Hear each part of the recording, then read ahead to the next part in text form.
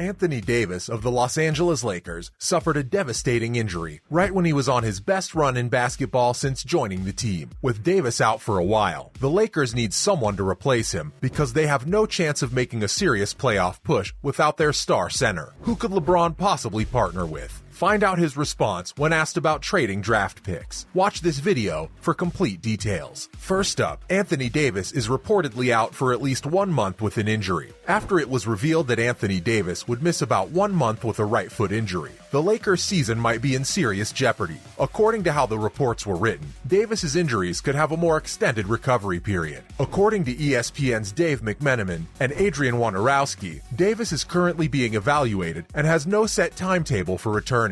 He already underwent an MRI, but still needs more evaluation. Davis had to leave the game against the Nuggets due to the injury. According to most recent sources, he was initially evaluated and declared unfit due to right foot pain. He was scheduled to undergo another evaluation. It was a crushing blow for the Lakers, who were riding Anthony Davis as he played some of the finest basketball of his career. Davis averaged 27.4 points, 12.1 rebounds, and 2.1 blocks per game, while shooting 59.3% from the field and 82.6% from the charity stripe this season. It will now be extremely difficult for the Lakers to be competitive this season. Even with Davis playing well and in good condition, they still had problems with it. The Lakers' situation will become extremely dangerous with him out. Building on Thomas Bryant's recent outstanding performance will be even more crucial. Damian Jones, who's been sitting on the sidelines, might get more playing time soon. The upcoming recovery of Wenyen Gabriel will also be crucial. LeBron James will probably play at center more often this season as well. All of those, however, are insufficient remedies for the issue. Could this increase the Lakers' willingness to acquire Russell Westbrook in exchange for Miles Turner and Buddy Hield specifically? Or does it make the Lakers less eager to act now that the season seems to be more lost? After the Lakers missed the playoffs the previous year, they're now preparing for a pivotal moment in December.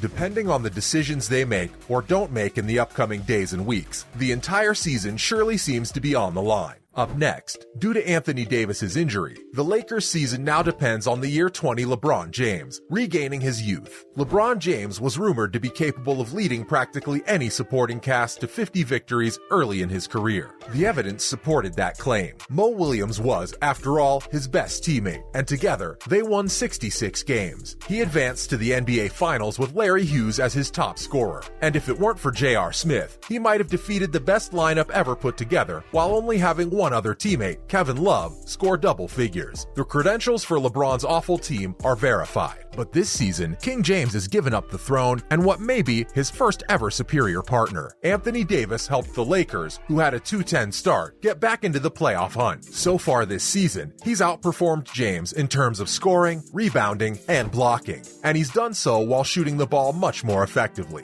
With Davis on the floor, the Lakers have outscored their opponents by 11 points per 100 possessions, eventually retaking the plus-minus crown from James after years of subpar bench lineups contributed to the Russell Westbrook deal. The team's shifting priorities are demonstrated by the 11-point net rating disparity. James is no longer the only offender in this case. Anthony Davis is now the focal point of the game. Well, he was. Davis's right foot ailment is expected to keep him out for at least a month. His past indicates that it might be lengthier. James, the rising tide that has been raising all ships over the past 20 years, is suddenly back at the top of the food chain. The simplest of reasons could make this problematic. James is 37. He's played in 20 NBA seasons. Over the past few years, he's been hurt just as frequently as Davis. He intentionally gave his teammate control of the Lakers. It's unclear if he still has the ability to exert the kind of solitary force he once did. The data indicates that he can. Almost every measure of a player's ability to create individual shots will show James to be drastically deteriorating. He averaged over 7 pick-and-roll points per game during the Lakers' run to the 2020 championship. This season, that number is down to 4. In that time, he has isolated losses of 1 point each game. James ranks second in the NBA for fast break points scored per game, but his drives per game have decreased from above 14 in 2020 to below 8 this season, which has helped his dwindling rim attempts. His teammates are starting to suffer as a result of his declining ability to gain advantages. In comparison to his career average of 7.3 assists per game, his current average is relatively low at 6.3. Of course, James remains one of the NBA's top players. He's only been able to partially compensate for his age-related, reasonable reasonable reduction in other areas. He's making more three-pointers. As a cutter, he's scoring more goals. In pick and roll, he now has additional roll man responsibilities. The Lakers should value these qualities if they are healthy. For the Lakers of today, those are luxuries. The Lakers need to replace over 70 touches per game that were received by Davis. They will undoubtedly fall primarily on James. After all, this team embodies the adage that LeBron James can accomplish any task given the right personnel. The battle to replace Davis will mostly revolve around players making minimum wage. All three potential Davis replacements, Thomas Bryant, Damian Jones, and Wenyen Gabriel, are among the 9 that the Lakers have. Austin Reeves and Dennis Schroeder, 2 important guards, are also eligible. And while Lonnie Walker IV came for the mid-level exception, he wasn't exactly in high demand prior to moving to Los Angeles. Even though Westbrook was a past MVP, he can only contribute so much when he plays off the bench. Up next, LeBron James may reunite with ex-teammate turned rival for the Lakers. The Los Angeles Lakers had a slow start to the season and are currently sitting in the bottom 12 spots in the Western Conference with an unimpressive record of 11-16. The guy who can shoot and defend at the same time is what they currently need most in order to boost their position. The California side is currently anticipating certain potential targets in this situation. There are a few names to keep an eye out for. LeBron James's former colleague, with whom he had a conflict, appears to be a candidate to join Los Angeles in order to bolster the lineup. For the Lakers, LeBron James and Anthony Davis have been producing nicely, but they still haven't been able to overcome their dismal performance from the previous season. But this addition might be a big benefit to them. Up next, LeBron James and Jay Crowder could be on the same team despite beef. Jay Crowder, a forward with the Phoenix Suns, is the rumored player. After learning that he wouldn't play in any games with the Suns this season, Crowder requested a transfer this summer. He's probably prepared to say goodbye to the team. Crowder was initially associated with the Miami Heat and the Milwaukee Bucks. However, in the most recent installment of their trade intel roundup, Bleacher Report reporter Eric Pincus revealed the connection between Crowder and the Lakers. According to the reporter, the Suns were almost ready to make a three-way trade with the Rockets that would send Crowder to the Bucks. Additionally, he said that although the Warriors had also entered the race, nothing had come out of it. He said other teams rumored to be interested include the Heat, Hawks, and Lakers. Therefore, it appears like King James and his former Cleveland Cavaliers teammate may end up meeting despite their animosity. James and Crowder's animosity dates back a long time. However, it recently found expression in the 2021 Lakers-Suns playoff series and the 2020 NBA Finals. Finally, LeBron James tells the media to ask Rob Pelinka about trading draft picks. More attention will be paid to the Lakers front office as a result of Anthony Davis's injury, which will keep him out for about a month. Fans and the front staff had long talked about making a trade or moves, but now that Davis is injured, the Lakers are in a position where making a trade or not may make or break the season. As long as the Lakers don't make a move, the topic will continue to be raised in the days leading up to the trade deadline. After the team's victory over Washington, LeBron James was questioned about whether the Lakers should trade their choices after the game. LeBron responded that he didn't know and it was not a question for him.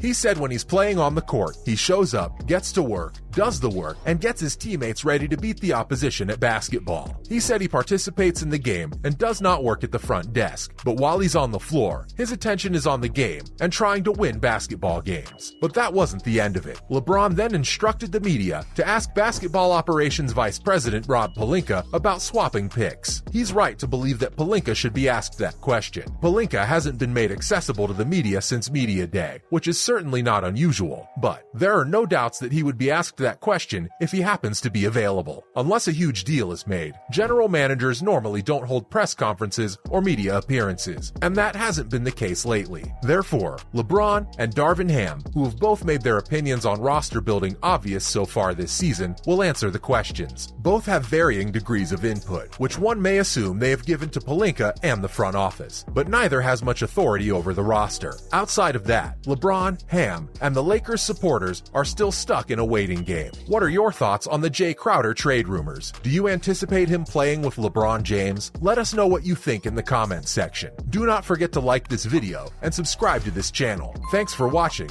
and see you in the next video. Bye.